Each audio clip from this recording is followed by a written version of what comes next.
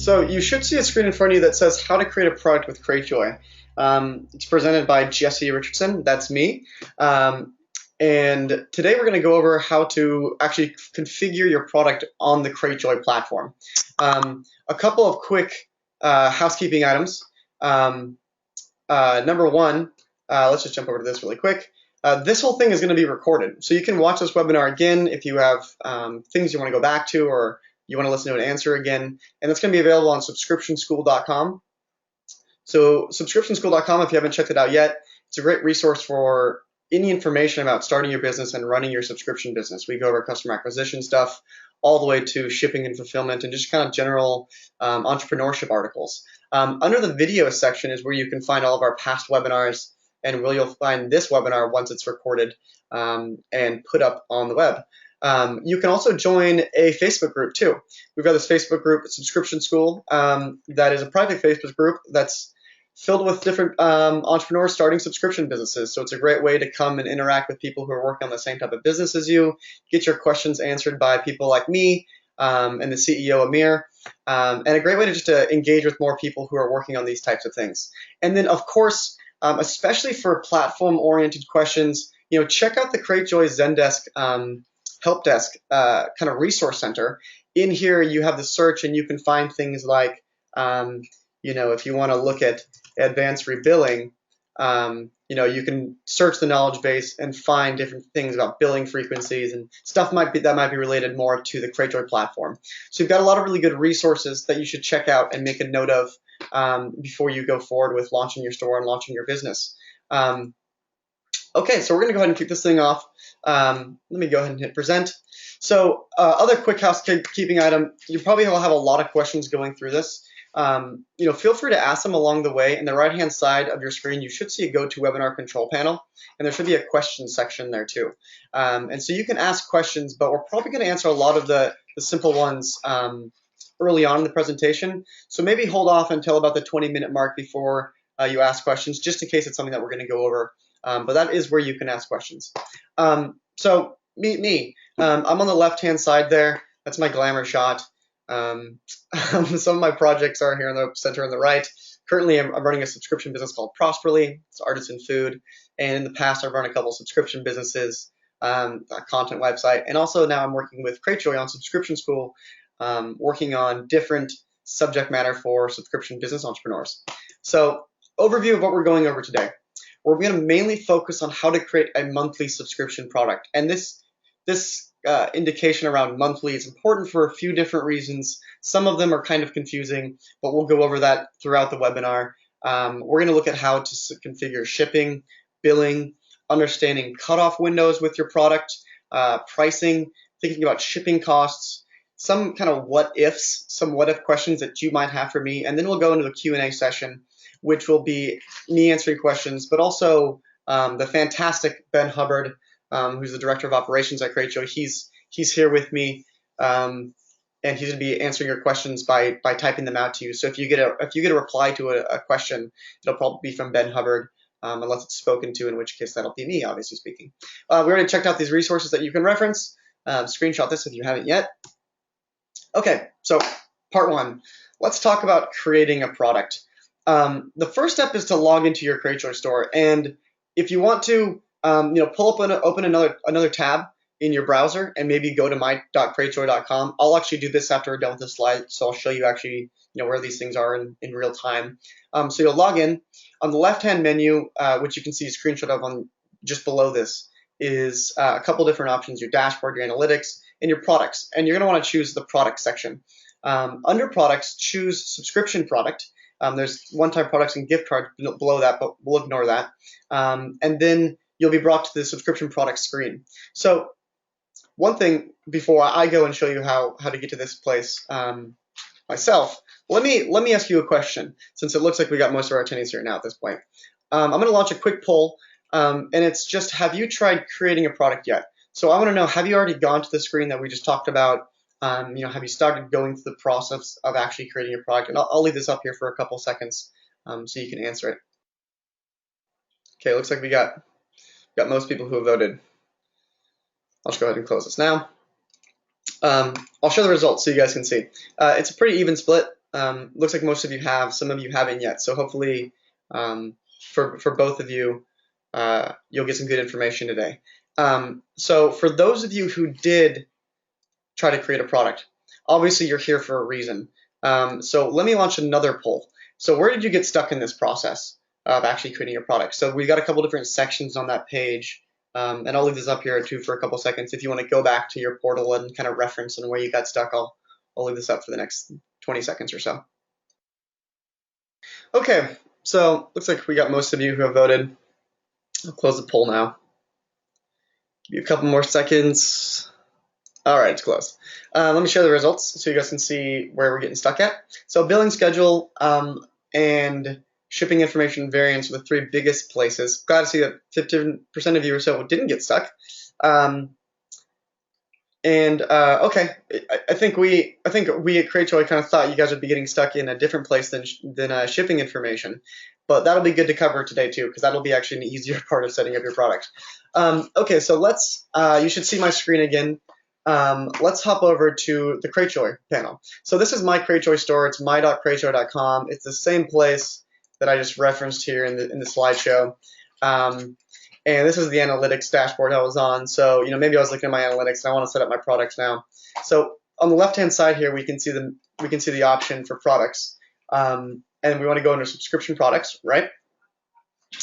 On the right-hand side, we'll see this big green button that says add a product. So if you're in your Cratejoy panel, just go ahead and click this big green button. And let me pull up in the questions. If I'm start going too quickly for anybody, just leave a question, say slow down or something like that. So go ahead and hit add a product. And this is what we're going to walk through when we're actually creating our subscription product. So at the top is the basic information. And fortunately for us, the basic product information is pretty basic. I mean, it's not a really difficult part of the process. So, you're going to name it. Maybe I'm going to name it, month-to-month prosperly subscription. And the description I'll have here will be artisan food subscription recurring or something like that. The thing to think about with the basic information is this is going to be seen on your checkout throughout your checkout process. So, I mean, I don't think it's really necessary to have a really lengthy description. You don't really need to be, probably pitching it as much as you might just have on your homepage. For my specific product, it's just I only have one type of subscription, so people just see this one thing in the cart. Maybe if a bunch of different variants or something like that, it might make sense to have a little bit longer of a description, but generally you can keep it pretty short. So that's the basic information. Moving down from that step is the billing frequency. So this is where we start to get into some confusion here, and we're about 25% of you feel stuck. So you're going to choose your billing frequency in this next step. Now, the thing to note is this doesn't necessarily define your shipping frequency. And this is something that we're going to talk about later in terms of quarterly subscriptions and advanced rebilling. But, keep in mind that the way that the Cratejoy platform is set up is primarily set up for someone that's going to be shipping on a monthly basis through this monthly subscription product. So we'll talk about that a little bit later, and we'll leave that up for a little bit for Q&As too, in case that's a burning question with a lot of you here. Hopefully it's not, because it's kind of confusing. But it's basically defining when you're going to be renewing people. So people will sign up at any given time during the month, and then based on when they sign up, they'll be put into a shipping batch. And then after that next box is shipped, their first box is shipped, then they'll renew on the next renewal point. So think about that part of the customer journey in terms of signing up, being put into a batch, and only after that next box is shipped or their first box is shipped do they get renewed. If you want to look at some different advanced rebilling options, install the advanced rebilling app from the App Store. So for example, when we're looking at the billing schedule here, I'll show you guys. I think originally it's just I believe just monthly and weekly is what the original options are. And with the advanced rebilling app, you have some other options: bi-weekly, bi-monthly, and quarterly. To find that, to get that option, you want to go here to the left-hand side, the App Store. So under Apps, you'll see App Store at the top. When you click App Store, you'll be brought into this screen. You can see here it's the App Store at the top. You can see I've already got it installed. But it'll be under the available apps section of the App Store. And then once you install that, head back to your product page, and you'll see that you've got some different options here. So once again, for the purpose of the beginning of the presentation, we're just focusing on a monthly product. So let's say we're choosing our frequency then as monthly. The next option we have here is the rebill date. So the rebill date is the actual day of the month that we're going to renew people's accounts. So you can see you have some different options here: first of the month, middle of the month, last of the month, ad hoc, which you probably will never need to use. So you can kind of just forget about that option. And then you can specify the day of the month. So for myself, let's say I want to go with the last day of the month.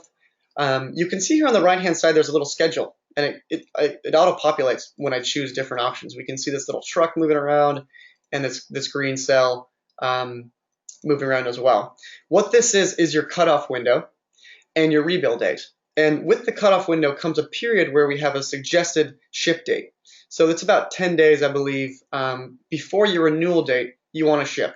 So again, let's think about this in terms of the customer experience and the reason why this exists. So, for example, if someone signs up on the 19th, they're going to be a part of my shipping for April.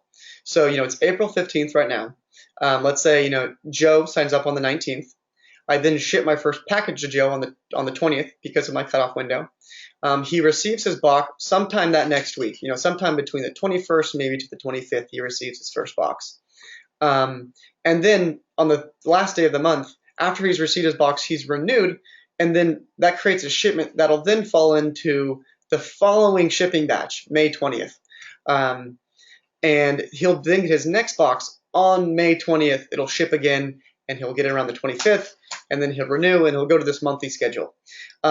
So think about kind of the reality of that, what that does to the customer initially, because this will be something that you kind of have to think about. For example, Joe will sign up on the 19th and pay, and just about 2 weeks later, less than 2 weeks later, he's going to be rebilled again. That's because by virtue of having a monthly product that ships at once per month, people are going to sign up at different parts of when of how close they are to the cutoff window. So whether Joe signs up on the 1st or the 19th, he still gets a box at the same time. And the reason why that is because traditionally with subscription businesses are kind of set up on this monthly basis. It's something that you want to make very clear to the customer. And so they have proper expectations. So when you set up this rebill date, just keep in mind that this is when you're defining your shipping window. So if you want to ship on the 20th of each month, choose the last day of the month to be your renewal date. So kind of look at these things are kind of, completely connected with each other. So we understand that if Joe signs up on the 19th, he is going to get the box that ships on the 20th. Now, what if Joe signs up on the 21st or the 22nd? We don't want him to be rebilled immediately, correct? Right. So the way that works is if someone signs up during your cutoff window, they'll actually be put in the next batch of shipments.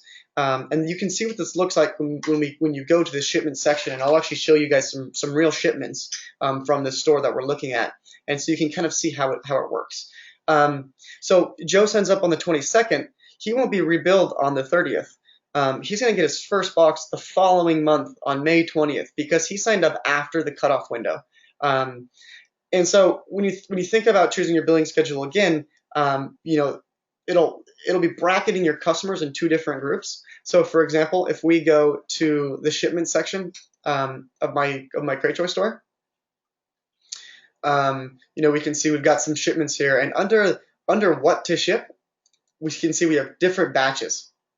So we've got these batches up here at the top, and you can see I've got this current batch, and then I've got this next batch. And it's broken into different groupings based on the batches that we defined through our billing schedule. So if something wasn't covered in that explanation of how these billing schedules work, now would be a good time to maybe throw that question up in the GoToWebinar control panel.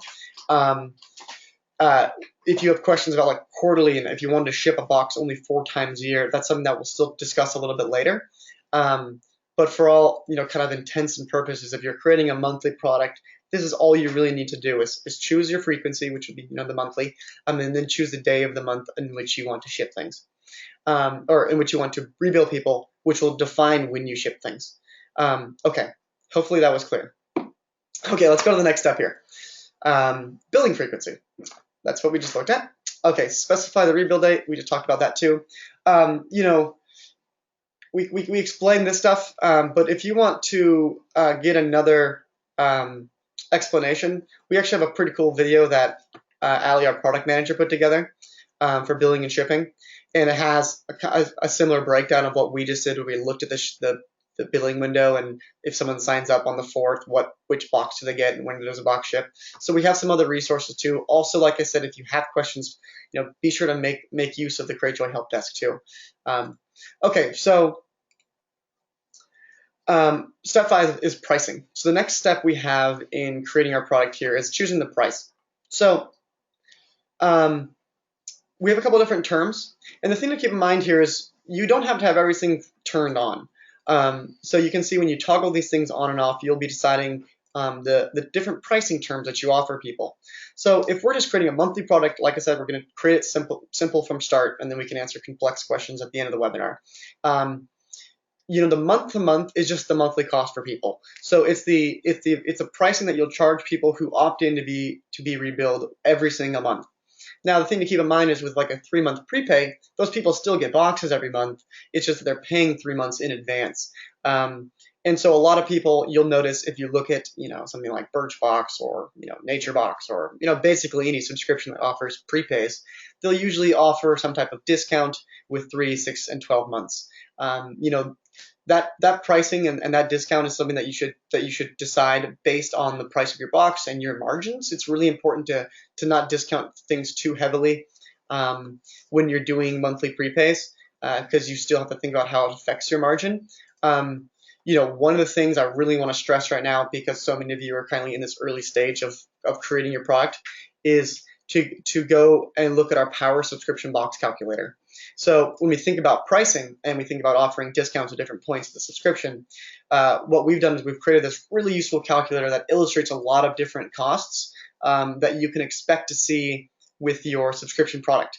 So based on what your output is from this calculator, you can decide with pretty strong assumptions, what is a good month-to-month price for the type of box you want to offer customers. And then you can see, for example, the profit you have, the gross profit you have per box, $14.21 based on this kind of fake data that just kind of auto-populated. Then you can know that if you have a $35 subscription, you can basically discount it maybe up to $7 or so and still walk away with a pretty good margin, or hypothetically. So when you're choosing out pricing here and you're thinking about doing discounts and different term pricings, just make sure you've taken the moment to actually go through and thoroughly price your subscription. This is one of the biggest areas we see new business owners kind of get stuck on or make decisions early on that can affect the life of their business. And so it's really important to fully understand exactly what do your product costs actually look like, and are you estimating those things in a pretty reasonable way that's going to inform you enough to have a product that's worth selling and be worth your time and your work.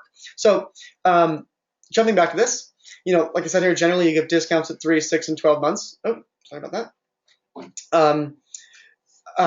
And you can take these different payments in advance. So there's 2 things here that you really want to think about when you're thinking about these 3, 6, and 12-month commitments. Or I guess one other thing besides the pricing. With 3, 6, and 12-month commitments, you got to realize that you have to do cash planning a little bit differently. And when I say cash planning, I mean you have to be realizing revenue at different points of different points of time in your subscription. And what that means is, so for example, if someone pays you 3 months in advance, let's say, your first month you get all 3-month customers, and this will be a total hypothetical. The first month you're in business, April, you get 50 customers that just, they all sign up for 3-month subscriptions. You ship your first month's product, you pay for shipping, you pay for your boxes, you pay for your packers, and you're like, holy cow, I've got like $3,000 of extra revenue. Like, what's going on? What a great month. That's not actually the way to realize that revenue, because a bunch of that revenue is actually saved for their month 2 and 3. But that revenue has to be calculated at the right point, so you're not spending the margin and you're not spending the cost of goods sold this month when you actually have to save that for future months. The difference is with that is accrual basis or cash basis in accounting. If this sounds really confusing to you and you're kind of not really sure how you would do that, what I would suggest doing is to not offer prepay options. Is just do a month-to-month cost. I mean, setting up a monthly product will be a lot easier for your accounting for the reason I just explained. It's easier because you don't have to worry about doing the discounts with prepay. In terms of shipping batches and kind of understanding how many subscribers you have, and just having things lined up a little bit cleaner in the back end for you and understanding your business, it's just going to be a lot easier with month-to-month subscriptions. I don't think that conversion rates are really affected by having 3, 6, and 12-month prepays. In fact, there could even be situations where if it's not set up cleanly enough for customers, it could even maybe decrease conversion rates because there's too many options or something like that. So if all that accounting stuff sounded a little bit Greek to you, just do month-to-month. It'll be much, much easier. If it's your first time running a subscription business, I think everybody at Cratejoy would suggest let's just stick to a monthly subscription.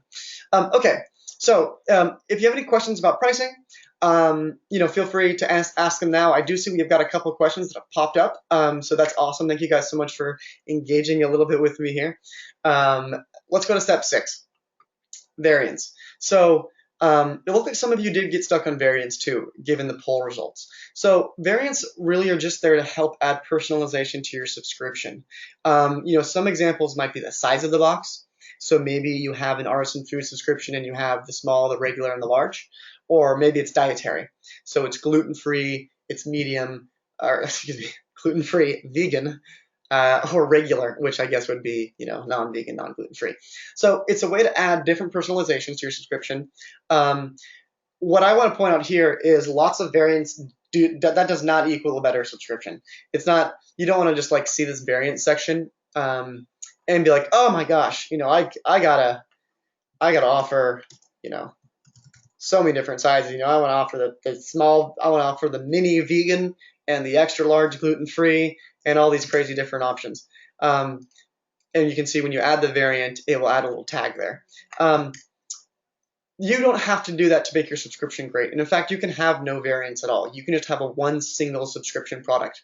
So I'm interested, for those of you that chose variants as your question, I'm kind of wondering, maybe if you want to, even in the question section, kind of tell me what you're thinking behind your variants, and maybe we can kind of speak to that point down the line in the webinar. But do it make sense for your subscription? So if each level of customization, keep in mind basically that each level of customization means a new variation for packing. And what I mean by that is, for example, at one of my first successful subscription business, Conscious Box, it was natural product samples that people discovered on a monthly basis. So we had a vegan and a gluten-free option, and then what we called the I guess it was the regular, the classic is what we called it, the classic. So we had 3 different sets of product types, right? We had 3 variants: vegan, gluten-free, and classic. What that means, was when we were actually packing the boxes and actually physically fulfilling the orders, we had 3 separate tables set up with products on the table, because each box is going to be completely different, because the vegan restrictions are different than the gluten-free restrictions are different than the classic restrictions. And so keep in mind that by building variants in a subscription business, you also build multiple lines of operation for different product types. Because essentially what you're doing here, whether it's a mini box, a regular size box, and a large box of all the same type of products, you are still creating additional operations for yourself that you may or may not need when you're first starting off. So it's something to keep in mind, because when you get to scale, it becomes very difficult. When you start to fulfill 20, 30,000 units a month, and there's 5,000 vegan boxes and 5,000 gluten-free boxes and 10,000 classic boxes, it gets a little bit confusing. So you can have no variants is, I guess, my suggestion for that. But otherwise, think of what works. If you've got some specific things that you need to have variants of for your subscription product, this is where you would add them. So it looks like we've got a couple questions, and those are questions that we can jump to after we get to this next part: shipping options. So shipping options is the last step. This is where you define kind of some rough shipping information. When you actually print a label, you'll enter dimensions and weight into this price calculator, and then you'll purchase the label in the price calculator. So what you're creating here, you want to get as accurate as possible. So for example, something that you might be confused about. You might be like, Jesse, I mean, I'm trying to work with my shipping options and I just don't know what my weight's going to be. And so how do I do this? Like how do I fill this in? It's not something you actually really need to worry about right here, because like I said, when we go to the shipment section and we choose, this person's shipment, I go to print and I can enter in the package dimensions, and the weight, and choose my box type and that type of thing. So you can do that in another part, and you can obviously bulk select. Maybe I'm bulk selecting all these orders here, and when you go to print label, you'll enter the dimensions of the box, the weight of the box, because maybe your weight fluctuates each month, which it probably will unless you've got something very specific. So when you think about the actual shipping options here, you can be pretty rough with it. I would maybe just put 2 pounds. I think it's a pretty good estimation. Hold on one second. I see that my handy dandy helper, Mr. Hubbard, is looking to answer some of your questions. He's not able to find it, so let me. Okay, there we go. Let me see if that works.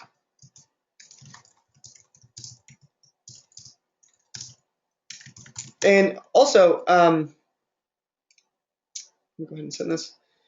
Okay, there we go. Also, with this next part, shipping rates, you can see there's 3 different options. So automatically calculate, which is US only. This is a link here for shipping preferences, which I just linked off to, and we'll check that out in a second. Then there's free shipping. The price, so basically the price displayed is what's going to people are going to see in their shipping costs. Or there's flat rate shipping. And so this is going to be regardless of where they're at, regardless of the subscription product or the variant or anything like that. It's like this is the flat rate for that item. So maybe it's like $15 or something like that. So you might, if you want to say, for example, free shipping, then you choose free shipping, and that's what you'd be telling customers. It's free shipping. Now, free shipping, for example, doesn't necessarily mean that it's going to be free all the time for everybody. So under the shipping section settings, which is under the gear on the left hand side here. So what I just did to get to that place is I clicked this little link. But if you do want to get there on your own, it's under the settings section in the left hand menu, and it's under the shipping section of that. So right where my mouse is. Here you can add rate rules. So for example, I've got some rate rules set for Australia, Canada, and then the rest of the world. And so, for example, if you order, a Prosperly box in Canada, you get a $15 rate rule added on it. And if you order it in Australia, you get $20 added onto it. So you can customize, your shipping rates here. For now, I wouldn't even be worried about international shipping unless, for example, you're internationally based. But keep in mind that you can change that later on in the settings. And this is really just a place for you to decide whether you're going to charge people at checkout or you're going to say it's free shipping. So, hypothetically, we've just gone and created all this stuff. I go ahead and hit save product. And I now have a saved product. And you can, come back here and you can see if it's available. I'm going to go ahead and click not available since this is not a real product for me. And you can come back here. I don't think you can edit it, after you've created it or once you have live subscriptions. So for example, if we go to my actual product, we can see how this is actually built out and what it looks like. You can see how it looks here. So it's, I can change my description and my product name, but the pricing and the variants cannot be changed because I've already got subscribers on this. If I wanted to change those things down the line, you can see I've got the free shipping selected. If I want to change those things down the line, then I could create a new product and then move my subscribers from one product to another. Maybe that's for different term prices or something like that, or different prices altogether. But generally, that's all the steps associated with creating a subscription product. So I see we've got some questions here, and what we're going to do, so woohoo, we created a product. Awesome work, everybody. Part 2 is the what ifs. So everything was good, Jesse, but I've got a curveball for you. And that's a quote from you, the unique merchant. Curveball number 1. I want to ship to someone in my cutoff window. So let's just say life happened all of a sudden. You procured 200 boxes. Okay, you procured 30 boxes over the amount you needed. And when I say procured, I mean you sourced enough product for 200 boxes and you packed 200 boxes. Let's take this cutoff window, for example, from our fake product. We've got a cutoff window of the 20th. We only sold 170 boxes by then, and then all of a sudden, boom, it's the 21st. We're in the cutoff window, and we just made 20 sales. And we're thinking to ourselves, gosh, Jesse, man, I would really just love to ship these people a box right now and then rebuild them on the 30th, so I can collect a whole other set of rebilling from them. Like, why can't I do that? This seems really silly to me. So totally. And there's a manual way to do it. And the manual way to do it is something that you need to be completely clear-headed and be very focused when you're doing it, because you'll want to do it correctly. So for example, the way that will work is under the shipment section, you'll still be able to see their orders, right? You'll still see Joe's order and his 25 friends that came through on that date. And I'm going to see if we can get some real order to look at. Don't steal my customer's information. We can see that they came in on a specific date. Let's say it was 2 days off. You'll see that it's this unshipped section, and it'll be the unshipped section of the next batch. You'll go, and what you can do is you can select their orders, and you can print labels for them, and then you can mark their boxes as shipped, and then you can send them boxes physically. And the thing to keep in mind is under the customer's account, it's still not going to be set for the renewal. Let me go back here to our product. Sorry, I'm kind of jumping around, kind of crazy right now. Let's go back to our product. We'll have shipped that box, right, on the 21st to Joe and his 19 friends, but their renewal date is still not going to be the 30th. The rebill date is still not the 30th. It's still going to be May 30th. So how do we get those people to rebill right away? What you'll have to do, once you've completed, go ahead and click the customer subscription number. So you'll click their subscription number in the order, and you'll see here I've got this subscription, right? And once again, don't steal my customer's information, please. When you that's the subscription order number. When you get into the actual subscription spot, you can see on the right-hand side, you've got this button that says action, right? And then you can change their rebill date, the renewal date, or you can renew them immediately. Don't hit renew immediately, because that'll renew immediately, like this second. What you want to do is when you go to change renewal date, there'll be an option that says move subscription to next immediate renewal date. And this option, what that'll do is it'll take Joe and his 19 friends that all signed up on the 21st. They'll physically get boxes. You'll print postage for them. You'll mark those orders as shipped. You'll move their renewal date to the next bucket, the next immediate bucket, which will be the 30th again. So let's say you're in that situation. You're in that life situation where you've over procured by 30 boxes, and you've got some couple $1,000s of revenue that you didn't realize, and you're just hating life right now. You can still make those 20 sales. You can still do that, but when you do that, there's a couple things you need to do accurately. Make sure the postage is bought, make sure the order is marked as shipped, make sure the renewal date's changed, and then even more important than that, I'm just going to real-time bold this right now. Communicate it to your customer. That's extremely important. They're going to get a tracking notice when you ship your postage, anyways. But you should, make it very clear to your customer that they're going to be in the next renewal date, just in case they thought they weren't. One of the things that I do personally to kind of leave this flexible is in my public-facing thing, I actually say the boxes ship around the 20th. So when I say around the 20th and we renew on the last day of the month, it gives me a little bit of flexibility that I know doesn't exist technically in the billing schedule system of how it's set up in our backend with Cratejoy, but it gives that expectation to customers that it's not always going to be the 20th of the month. It's going to be give or take a couple days. And usually it's usually take a couple days. I never really ship ahead of schedule because I still have a cutoff window that I have available to me. So it's usually if I don't ship on the 20th, I ship on the 22nd or something like that. So by framing it with the customer early on by saying I ship around this date, it'll help you be clear to them about it. Kind of saying something that's kind of strange to say. By being a little bit more ambiguous, you'll be a little bit more clear. But basically, like I said, we want to create the expectation that they'll be renewed immediately if they sign up on or around a date.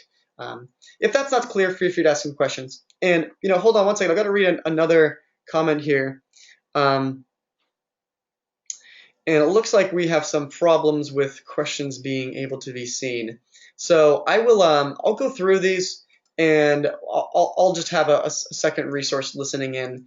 And Ben, maybe if there's one that I don't think I can answer, we can just unmute you real quick, and you can give us the lowdown. Okay, but let's finish up this last curveball. The last curveball is number 2. I want to ship quarterly.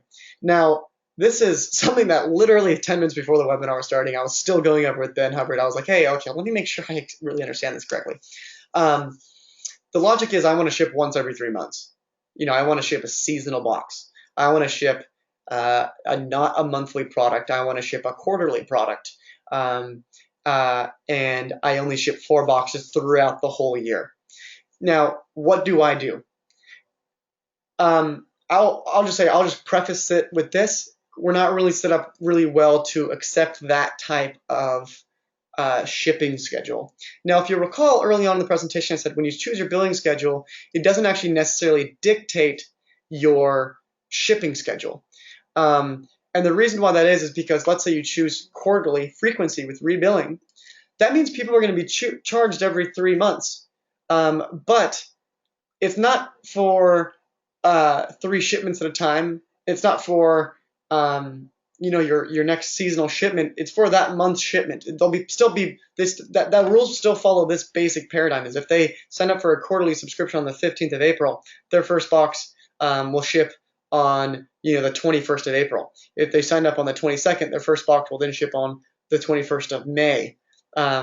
It's just a billing frequency, so it still assumes that you ship every single month. So if Joe signs up in if Joe signs up in January, Joe might get a shipment in January, April, and July. But if Mary signs up in February, she'll get a shipment in February, May, and August. So that's the kind of the nuance there about the billing frequency behind quarterly. This is just how many times when you bill people. It's not when you ship to people. So again, kind of think about that as in practice. If Joe signs up in January, he gets January, April, July. If Mary signs up in February, she gets February, May, and August. That still assumes you have boxes going out in January, February, March, April, May, and so on and so forth. So you want to ship 4 times a year? There's not really an easy way to do it. The way that you would do it is a manual process. Probably involves talking to Cratejoy support. It's basically just gonna be a big pain in the butt. One thing that one other alternative that I can kind of think through, myself would be to to do something where you have it monthly or something like that, and then you make a point to go to all of your customers and push the rebill date 2 months forward. It's just gonna be manual work, basically. I mean, it's not impossible, but is it easy? Probably not. It's just not gonna be a very easy process for you. So for your question, I want to ship quarterly. What do I do, Jesse? Unfortunately, the answer right now is we don't really have a good solution for this, but it's something that we do understand, and we want to make sure that you avoid the mistake of creating the wrong type of product based on kind of the assumption of what frequency of billing means. Remember, this is just when you rebill people. Doesn't mean when you ship. Quarterly rebilling still assumes you're shipping each month, because based on you'll have 2 different buckets for January than you do for February than you do for March. So I hope that's clear. So we just went through a whole product setup and some weird questions that hopefully didn't leave us questioning our own existence. What are you waiting for? Just do it. You guys are in the driver's seat now. You shouldn't be stuck at any part of this. I see we got some questions. Charles, Carla, Stephanie, Jessica. Let's answer some questions for you guys. Okay, so can we just rebill on the day they signed up every day of the month? Can we rebill on the day they signed up every day of the month? So that's actually a paradigm that's pretty traditional with not Cratejoy, but PayPal. So if you use PayPal or something like that, you'll just renew people on the same day every month based on what they sign up for. So Carla, no, you can't do that, and I'm going to tell you why you don't want that. The reason why you don't want that is because it creates really clumpy cash flow. And I'm telling you from this not from because we perceive that this is the right thing, but because I've actually experienced why this model doesn't work as well, even though I thought it was going to be good early on. When you rebill on the same day that they send out every single day of the month, you're going to have different days of the month that have higher portions of rebill rates. What this is going to do to you is two things. Number one, it's going to be harder to predict cash flow because you don't know when people's cards are going to be failing. If you renew everybody on one day a month, then you have one kind of data set that you work with a month. You've got this the same number of card failures that day, et cetera, et cetera. Also, by not getting your cash flow except on a daily basis throughout the month, it doesn't give you a lot of good operating capital for your own business. So for example, when I rebill everybody in the last day of the month for my business, I get one big transfer from Stripe that gives me the cash flow that I use to operate my business for the rest of the month. When I was running a business using PayPal, I was rebilling people every single day. It was kind of cash flow was coming in at different times, and it was kind of it creates a lumpy situation. You actually want to have a one big consistent piece of revenue that comes. So Ben Hullard mentioned to me, I'm getting this wrong. Ben, let me know. What do you think? What do you think? Oh, we do. Okay, his answer is basically that we do allow that with ad hoc billing. So I'll read this verbatim. Ad hoc rebilling would allow merchants to allow subscribers to renew on the anniversary of their sign-up or most recent renewal, whichever is most recent.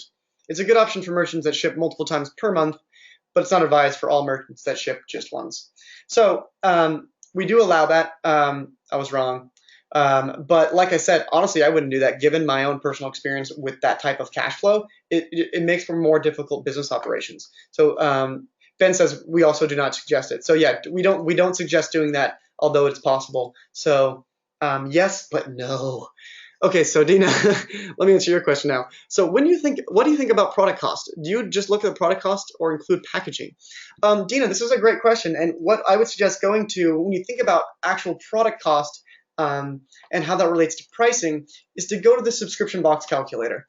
It's not just about products. When you're thinking about pricing, it's not just about the products you're putting inside the box. You want to be thinking about your package. You want to be thinking about your inserts, which is like maybe a packing list or a little pamphlet that it describes the products that are inside the box.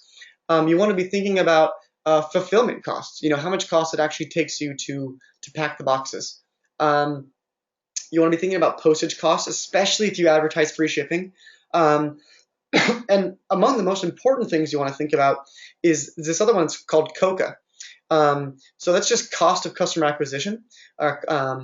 And it's the amount of money you need to spend to actually acquire customers. So when you're thinking about product cost, quote unquote, product cost, and what costs you have when thinking about actually building up a price, it's really important to think about all of these things and try to put in some good mock data here and get yourself a price that you think is going to be a price that you can sell at and a price that you can also get a good margin with. So excellent question. I wouldn't just think about it in terms of just product cost itself. It's much more than that. There's a couple layers of COGS. And let me know, Dina, if I answered that in the way that you'd want to be answered. So Margaret asks, what happens if a customer signs up for 6 months and cancels after the second month? This is another really good question. This is another reason why I like to avoid prepays. So if we do a monthly subscription, and we have shipping at the end of the month, and all of a sudden I offer 6-month prepays. Someone gets the box for 3 months, and this is what Margaret's asking here, and they hate it for whatever reason, or maybe they are in a tight financial situation or something like that. What do? There's two things you can do. You can not refund them, and then you can refund them. So you can. I would suggest you refund them. And the important nuance here that Ben just mentioned here is that when you cancel a subscription, it does nothing but prevent the subscription from renewing. So keep in mind that if someone had a 6-month subscription and they cancel on month 2, they still get the rest of the boxes. Margaret, I think what your question is what do you do if they only want those 2 boxes? So in that case, you'll have to go in there, refund the amount based on the initial transaction and then cancel those shipments so you're making sure those people's shipments aren't in your batch. I don't have any data that I could show you because my store is only set up with monthly subscriptions, but you'd find your transaction. Let's see if I can kind of choose something here so you guys can see something in real time. I find the subscription order and then I go to refund order, right? And then I choose an amount, and the maximum is, maybe it's $100 for 6 months, and we've already shipped 2 boxes, so we're gonna, refund them 4/6 of $100. And so you'd partially refund them, and then you would cancel those shipments. So just keep that in mind. The transaction itself will be the source of how you cancel those future shipments. Let me know if I answered that clearly to you. Charles says we don't want a prepay option, but the option to choose to have our customers to be rebilled for 3, 6, or 12 months only. How do we select this in the menu? So we don't want the prepay option, but the option to choose to have our customers rebilled for 3, 6, or 12 months only. I'm not quite sure what you mean, Charles. The prepay option would be how you get people billed 3 and 6 and 12 months. I mean, you could theoretically have these 3 and not have the month-to-month option. Let me know if that makes sense. I'm kind of confused by your question. So Carlos says, I want to do a style quiz for my personal jewelry stylist business. I was trying to see if that's possible with variants. In a sense, it will be. And Ben, you can kind of maybe give me some indication here too. I mean, for example, Carla, let's say you want to have 3 different types of jewelry that people can potentially choose from. So maybe it's bracelets, it's necklaces, and earrings. You could add, maybe an example would be the variant type would be piece, and then you have bracelet. You add a variant, and then we have, I can't add a variant because I've already created this product. Oh, there we go. I can just add it in here. Bracelet, necklace, earring, for example. I can't spell earring right now. Oh, yep, no, I'm just messing up. But you could create things like that, and then throughout checkout, the way that works actually is people, when they click one of the things, it takes them to the next screen of variants. So maybe if it's a baby subscription, they choose age, and then they choose size, and then they choose boy or girl, and then it kind of gives you a long list. There's actually some Cratejoy stores that really make heavy use of variants. It's kind of tricky though, and here's Ben's answer. So for subscription products, the price is set at a product level, and the variants of our products are non-cost impacting options. That's a really good point that Ben just made. The best examples of the shirt was the product, the size of the shirt, or the color would be the variant. So that was really important. And I think with my earlier example of bracelets, necklaces, and earrings, because those things could be very easily perceived at different costs, I didn't give you the best answer. It's important to realize then that the variants are non-cost impacting. So what that means is if you want to add variants, Carla, it can't affect the price of the subscription. So what you might want to do is if the way that variants kind of solves this for you, that's not really satisfactory, you can do some manual stuff too. I mean, you could poll people after they've signed up, and you could then kind of match up that customer data. So there's other things that you could do, but there's not kind of a real easy native way to do that outside of having people selected early on, which it's kind of what you're asking for. Is there a way to choose more than one variant per page? Yeah, so I believe you can add several types of variants. Let me go ahead and create a new product to make sure that that's not stopping me from adding variants. So let's say we want to add a bunch of variants here. So size would be piece, or let's say we're selling shirts. Medium, large. Okay, and I want to add another variant. There we go. And then I have size. And I have small, got medium. Oh wait, I already did size. You can see that I haven't had my coffee this morning yet. Red, blue, and the size was medium and small. So that's how you can add different variants. And then as they check out throughout the checkout process, Carla, they'll be selecting it. They'll be hit with the variants in the order that you show them. Stephanie asked, when does that charge the customer? Let me know what you mean, Stephanie. You might have been referring to shipping. That could have. I'm not quite sure when that question came in. It looks like I got a clarification right here. To clarify, if you charge the customer the cost of their shipping, when does that bill, especially if they prepay? Good question. That charges them in checkout. So when they're actually checking out, they'll still be charged at that point. Ben, let me know if. Oh yeah, during the sign up. So it's during the sign up process. So it'll be the same thing. I mean, it sounds like it'll calculate 6 months worth of shipping based at sign up. They would pay the shipping fee, and if it's a 3-month prepayment, they'd pay the shipping fee 3 times. Thank you, Ben, for that. Jessica asks, what if you want to ship in the US? Can't you change the code or something? What if you only want to ship in the US? Can't you change the code or something? Let me see here. Let me make sure I understand this. You can totally restrict shipping by country. So for example, let's go back to shipping, our settings, and let's go to our shipping section. And we can restrict things here too. So if I wanted to add a shipping rule, I can kind of choose a name, create a name for it. Add some specific things for each country that I want to ship to. For actually limiting the countries that you ship to, that's something you actually want to reach out to the merchant success team to. What you'll do is in the design section, it gets a little bit tricky.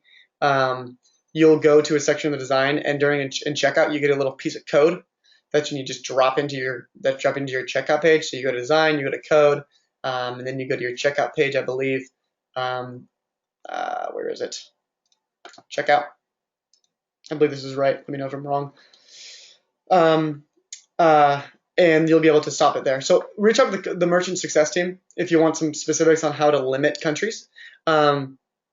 Ben Hubbard also mentions, additionally, you can set a shipping rule that is store-wide rule, and you can create a rule for countries you may want to ship to frequently, and then create a rule for the rest of the world that's higher.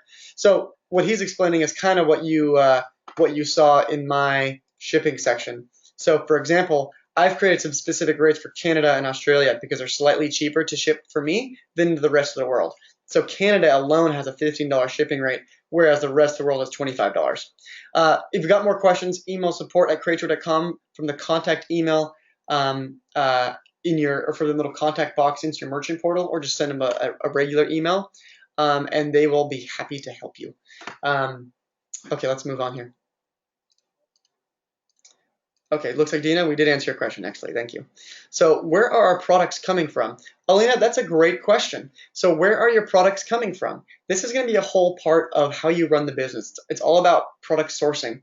If you want to learn more about product sourcing, now this webinar is not the best one to be in. I'm going to give you a couple resources right now. Under at subscriptionschool.com, under the packaging and product development, scroll down. We've got some new guys here at the top. Scroll down a little bit, and you'll go to 6 powerful resources for subscription box procurement and perfecting the unboxing experience. Definitely read these articles, these 2, and then go to the video section. And under the video section, you'll find a webinar called Product Sourcing for Subscription Boxes. This was done in January. This will talk about how you find products, where to find products, how you pitch vendors. You can also go to the resources section, and there's a free resource. On the free resources section here, you have a little how to source products, a short guide, which has 4 different suggestions on locations to find products and how to get those products in your hands. So that's where your products come from. They come from you. So Charles mentions rebilling. Not a prepaid chunk of money, so the customer gets billed $20 a month for 3 months instead of prepaying $6 a month payment. Okay, let me read this slowly and out loud to myself so I fully understand your question, Charles, because I know it's burning. So, not a prepaid chunk of money. So the customer gets billed $20 a month for 3 months instead of prepaying $60. If you want, so it sounds like what you want, Charles, is you want someone to be able to get a prepaid discount and pay it month to month. It sounds like that's what you're asking. So people want to prepay for 6 months, but instead of them paying $60, they pay $20 a month. which would not be the price of the month because maybe that's $25 because you offer them a 3-month prepay and it's $60, right? So they save $15 by this $20 per month. You want to charge them this. That's just not how the rebilling will work.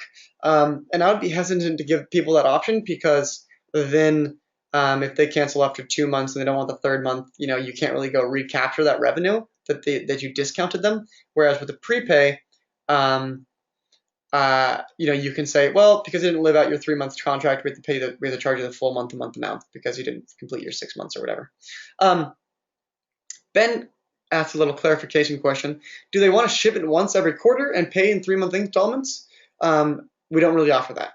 It'd be super hard for merchants to manage and require merchants to have strong accounting skills. That's kind of like the quarterly option we talked about before, I think Ben's referring to. If you're talking about giving prepaid discounts on a month-to-month basis, yeah, we don't do that. It's a no. So Sam says, great webinar, thanks for the info. Thanks, Sam. Appreciate that comment. I'm really new to subscription businesses. Where does one get customers? Hashtag excited to start. Thank you for hashtagging right now.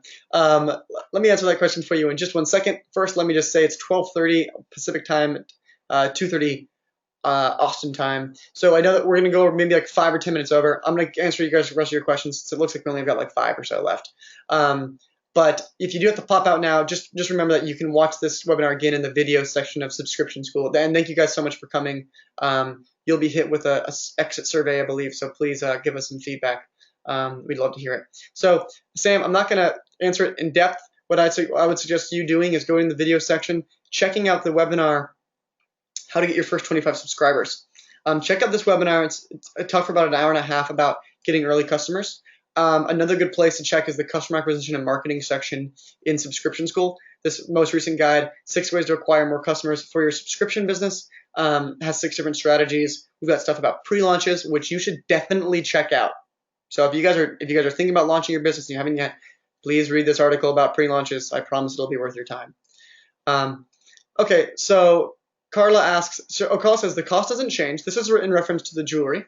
The cost doesn't change. I will work with what you said, the first 2 options for the page. Okay, so it looks like we answered that. Thank you, Carla. Charles asks, the customer gets a bill of $20 a month for the next 3 months by selecting the 3-month option instead of paying $6 up front. Maybe I'm misunderstanding your prepay option. Yeah, so Charles, the prepay option, we might have already covered this. I'm not sure if this question was asked after or before my last explanation. The prepay option equals billing at the moment of time. When you prepay, when someone buys 6 months worth of boxes, they pay 6 months worth of boxes at checkout. So if your box is $25 and you offer 6-month or 3-month prepay at $60, you collect $60 the first day Joe signs up on April 4th, for example. Okay, so is dropshipping manufacturers the best option? So Alina, you're talking about actually a different type of business model at this point. If you're going to be working with dropshipping agreements with people where you're selling people's items and then they're shipping it to them, you can do that with Cratejoy. It's not really super elegant. We're not really built for that specific thing, but you'd create products under the one-time product zone. So you can create one-time products and you'd have a store. You can see some one-time products that I've sold here. These are all past boxes in my case.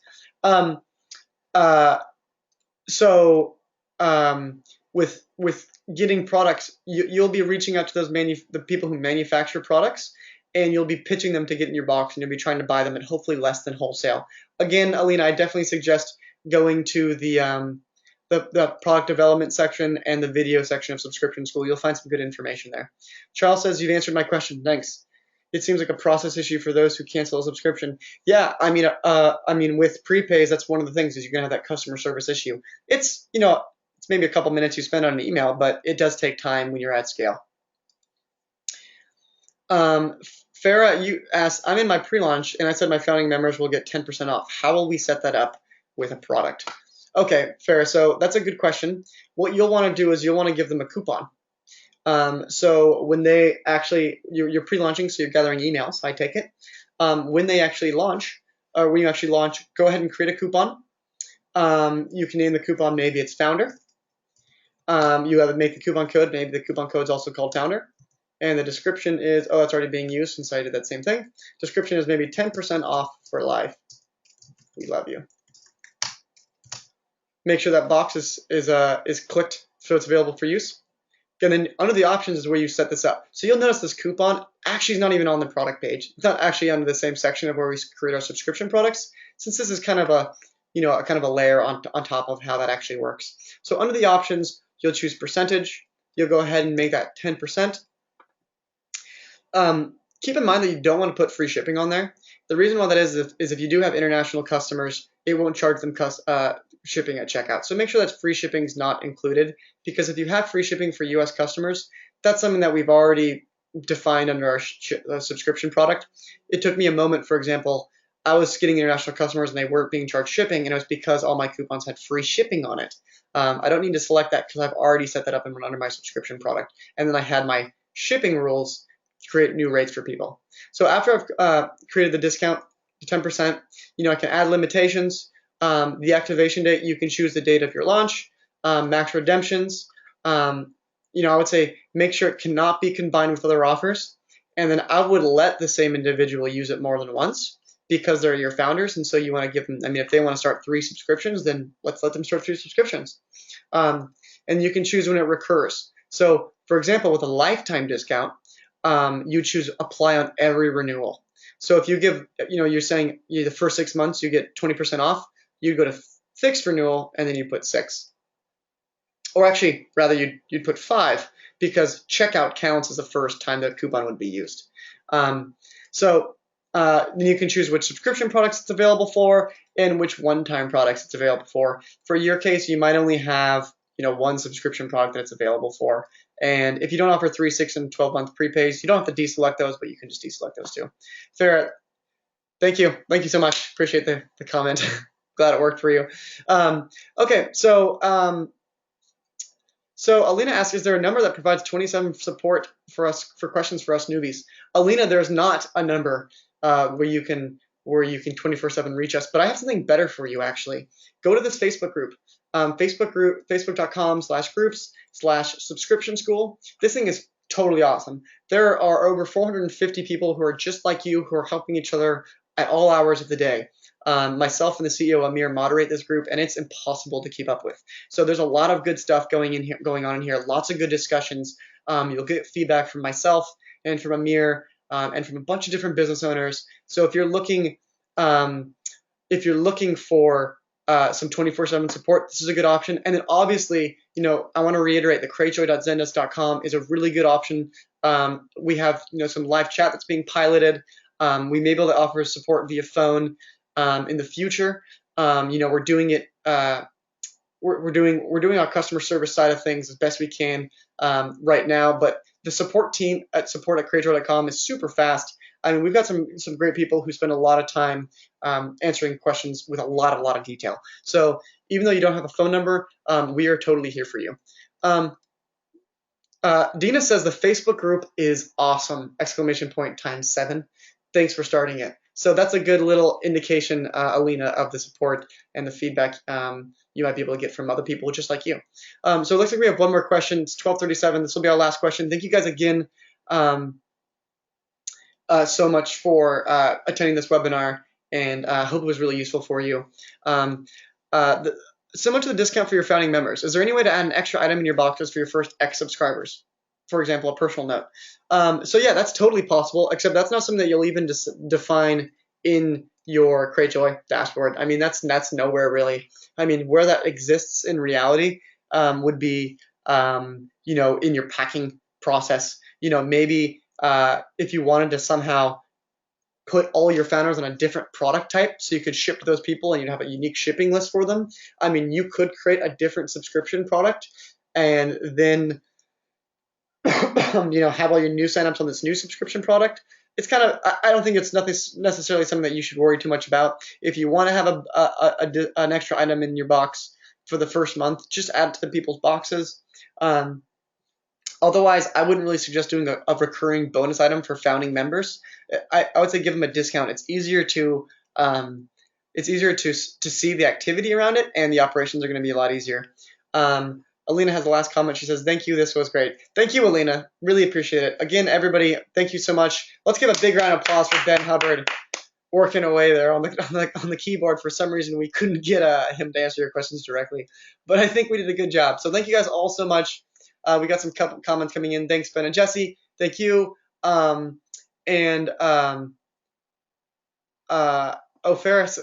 gonna hit me with one last question. I'm gonna do it because it's only been 2 minutes, and I want to end at 12:40. What about one free subscription? How to put that in? Farrah, same thing. If you want to give your founders the first box free, the discount would just be 100%, right? Well, let's go here. If I can do this correctly, 100%, and recurring would be only once. So they'd only be able to get that once, and in that case, I might limit that. Don't let them use that more than once. So that'd be the answer. If you want to do just one founder, let's say you choose person to win a lifetime subscription, then you do the recurring, and you'd say on every renewal, and then you'd give that code to one person. Okay, awesome. It's 12:40 now. We're wrapping up just in time. Again, this has been recorded. I'm going to get these slides and this video up on Subscription School in the next day or two. Thanks again for attending, and best of luck with your products. Cheers.